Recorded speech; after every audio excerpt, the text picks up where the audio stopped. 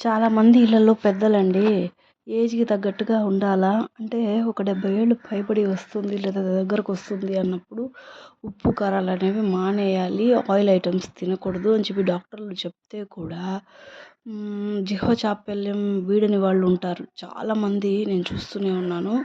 కొంతమంది రిలేటబుల్‌గా ఉండొచ్చు. ఇది ఎవరిని తప్పుగా ఉద్దేశించి మాత్రం చెప్పింది కాదు. అంటే ఆ ఏజ్‌లో వాళ్ళలా తీసుకుంటే ఇంకొన్నేళ్ళు బతుకుతారని చెప్పని ఎవరైనా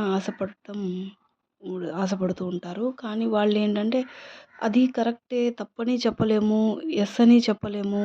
అది వాళ్ళకి రావాలి. ఒళ్ళు హుషారుగా ఉండాలి. ఇంకంటే వాళ్ళు ఉప్పు, కారాలు తక్కువగా ఉండాలా. జిహ్వ చాపల్యం ఉప్పు, కారాలు ఎక్కువ తినే నోటికి తినడం అంటే ఒక్కసారిగా తినడం అంటే కష్టం. వాళ్ళు తగ్గించుకోవాలి. కొంచెం కొంచెంగా తగ్గించుకోవాలి. వాళ్ళకి అది ఎందుకనేది ఇంకొక వీడియో చేసి చెప్తానండి. వాళ్ళు ఉప్పు, కారాలు తినకూడదు అని చెప్పే కొద్దీ ఇంకా తినాలని చెప్పి తింటారు. తినేసిన తర్వాత 5 రోజులు అవస్థ పడుతుంటారు.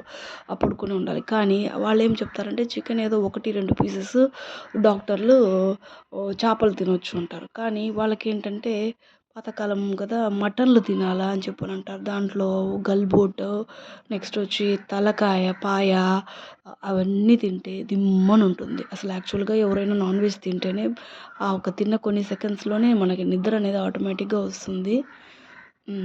ఇట్లా ఒక వయసైపోయిన తర్వాత వాళ్ళకి ఎలా ఉంటుందంటే భయంకరంగా ఉంటుంది. అది కొంచెం వాళ్ళు తగ్గించుకుంటే మంచిదని నేను చెప్తాను. నేను చాలామంది వరకు చూశాను అనుభవంతోనే చెప్తున్నాను. దీన్నే అంటారు కాబోలు చింత చచ్చినా పులుపు చావలేదు అని చెప్పని. అంటే వాళ్ళు అలాగా మైండ్‌ని కొంచెం సెట్ చేసుకోవాలి. వాళ్ళు మనం తినకూడదు, మనం దూరంగా ఉండాలి. స్వీట్స్ గానీ డయాబెటిక్ వాళ్ళు స్వీట్స్ తినేస్తుంటారు. నేను చెప్పింది ఏమైనా తప్పంటారా? Thank you.